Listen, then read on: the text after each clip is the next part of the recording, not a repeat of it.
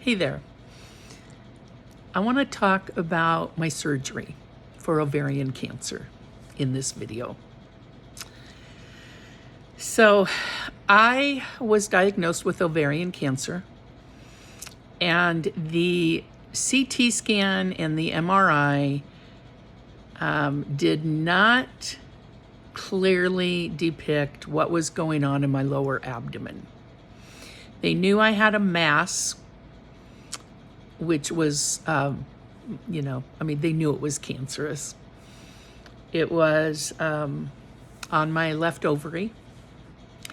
It ended up that it was the size of a big cantaloupe, and it was cancerous. It is believed that the cancer started in the fallopian tube, and it likely took 5 or 6 years of slow growing before it transferred to the ovaries. And then once it was in the ovary, it became fast growing and developed the tumor. I also had 2 cysts that were the size of lemons, and they were filled with bacterial fluid. I had been in contact with my husband by phone and by texting. He was on his way home from Guam, and he ended up getting to the hospital 10 minutes after I was in the operating room. Unfortunately, he had been delayed in San Francisco, so close to home. And it just broke my heart that I didn't get to see him and talk to him before the surgery, because I knew it was going to be a big surgery, and I was scared. When I got to the operating room, my doctor was there, my surgeon, and he took a hold of my hand and he kept a hold of it until I fell asleep. And he greeted me, and then he, started talking to some of the nurses. The anesthesiologist put my oxygen mask on and was talking to me. And I looked up at the bright lights, and I was so sad that I didn't get to see my husband. And I just started crying. And I looked at the anesthesiologist because he was bending over me, and I started crying, and I said, I'm just so scared. And he, this wonderful, kind man, put his hand on my cheek and he said, I am here to help you. Every person around you, their sole purpose of being here is to concentrate on you and help you. And we are all going to work together just for you. We're going to take care of you. That was such an endearing thing to say to me, and it helped calm me down. And I remember mouthing the words, thank you. And it's the last thing I remember then until I woke up. When I came to, I was in my hospital room. I was disoriented. There was quite a few staff members around my bed. And my husband just stuck his head in the door, blew me a kiss, said, I'm here, I love you, I'm going home, I will see you in the morning, sleep well. And that's really all that I remember that night. I spent 10 days in the hospital and then came home. I could not lay flat in my bed. I so badly wanted to just sleep and not feel pain, but I couldn't do it.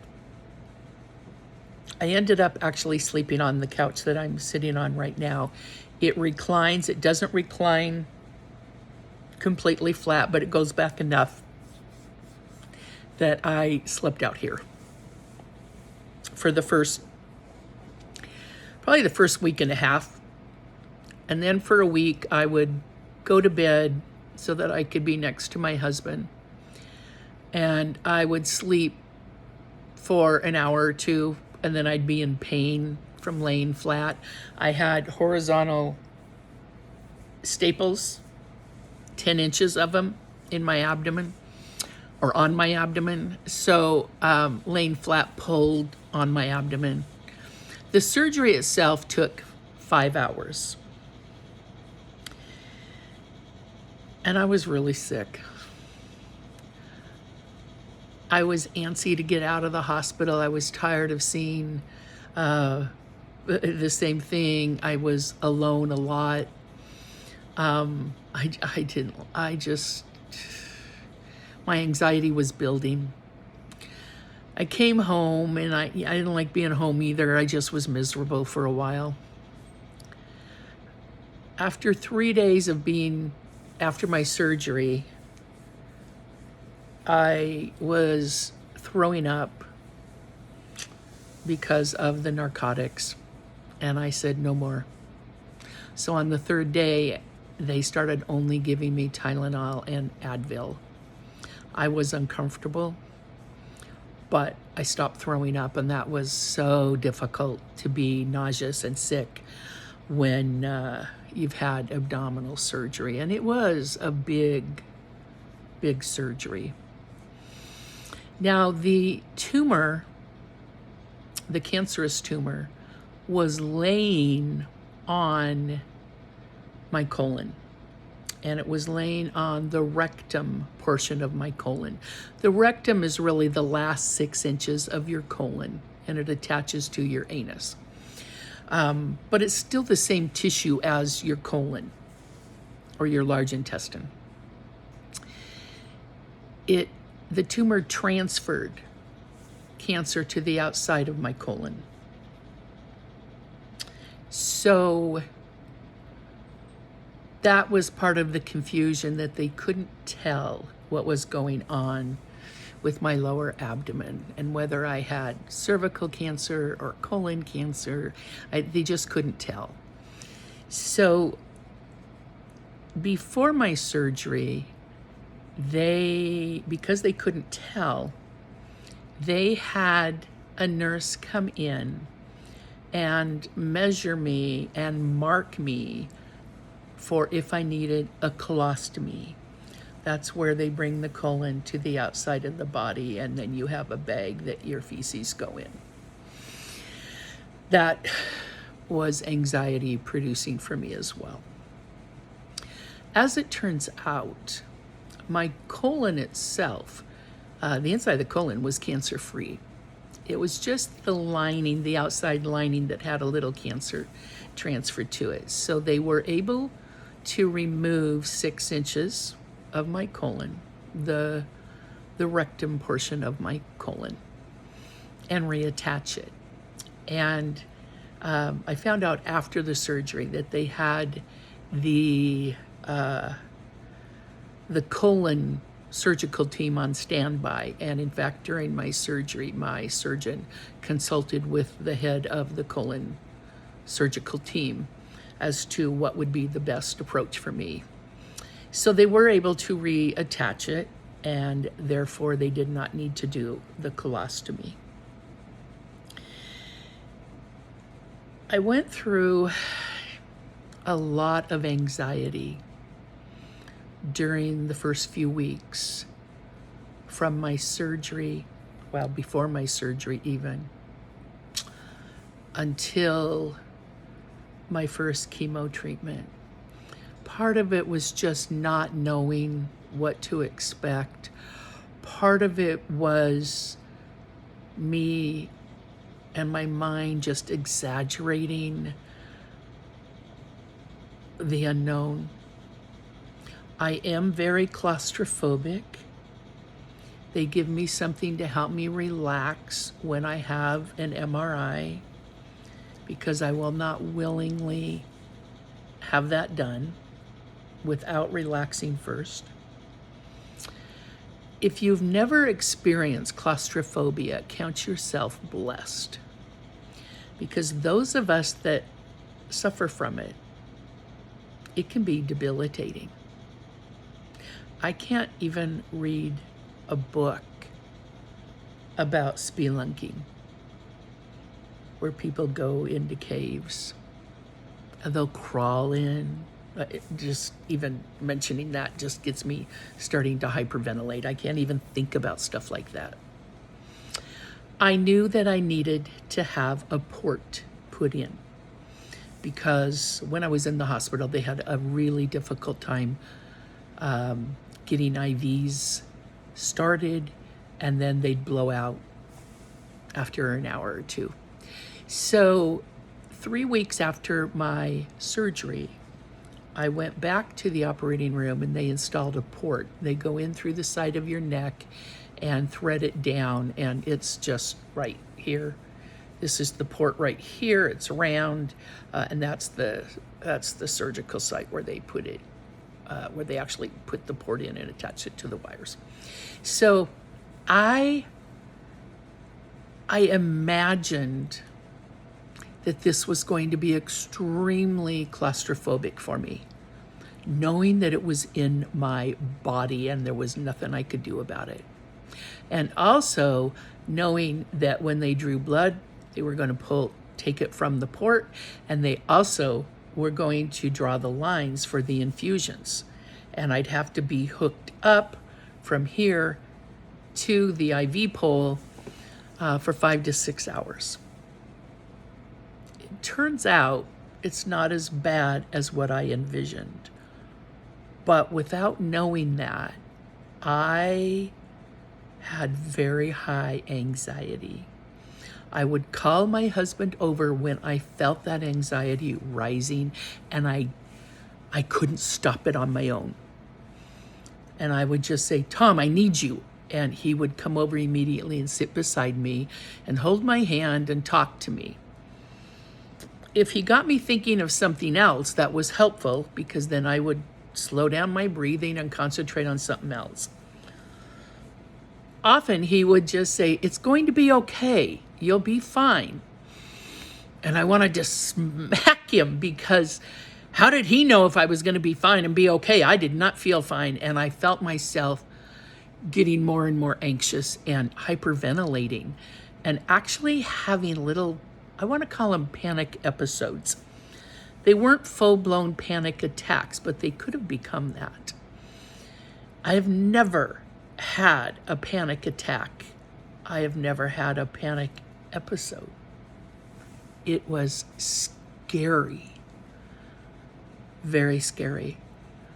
And one early evening, I said to my husband, "You have to call my doctor. This isn't going away." And I started hyperventilating, and I could not bring myself to calm down. So we called my doctor, and bless his heart, he is such a good listener.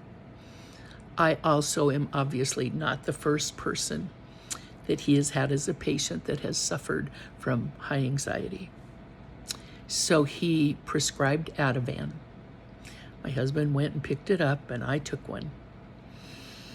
I didn't take as many as I could, or as often as I could have.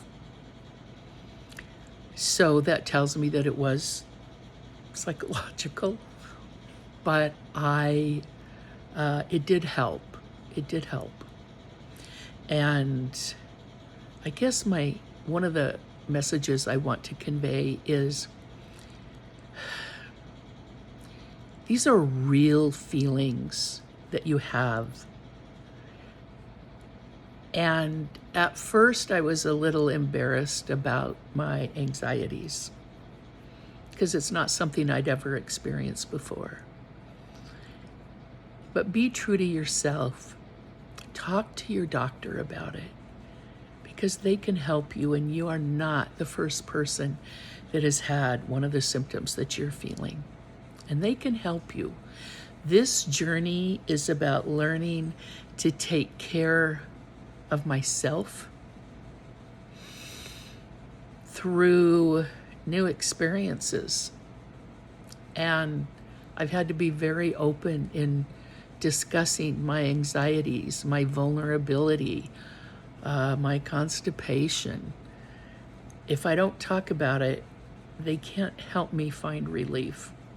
And it's been so helpful to have an oncology team that really listens to me and helps me. The surgery was tough. It took me a minimum of 2 months to start really feeling back to normal. I started chemotherapy 6 weeks after my surgery. That's been tough too. But there are good things that have happened as a result, and my chemo treatments I'll discuss in my next video. But what I want to say before I close down this video is there's a process, and I don't know if it's a grieving process or just a process to come to terms with what's happening with your body. I didn't ask for this. I don't want it. But I got to deal with it. And I'm trying my best to remain hopeful and optimistic and positive, because I do believe that positive thinking can help heal our bodies. I don't think positive thinking alone can heal me from cancer. But I have a lot of people praying for me and rooting for me, and I have a great deal of support. And that means so much to me. And I generally have a pretty good attitude, although my husband might differ with that sometimes, because this has been a rough road, and he's been my rock, but at the same time, he's the one that's been here through my ups and downs.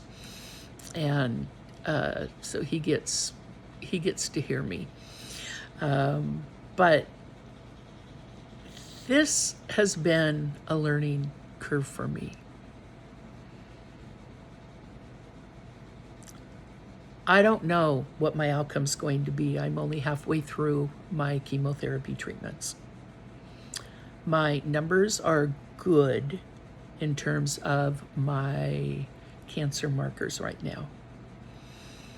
But there's a lot to consider, and I don't know what it's going to be. So follow along on my journey, and I'll keep you posted. And thanks for watching, and thank you for your support. Bye now.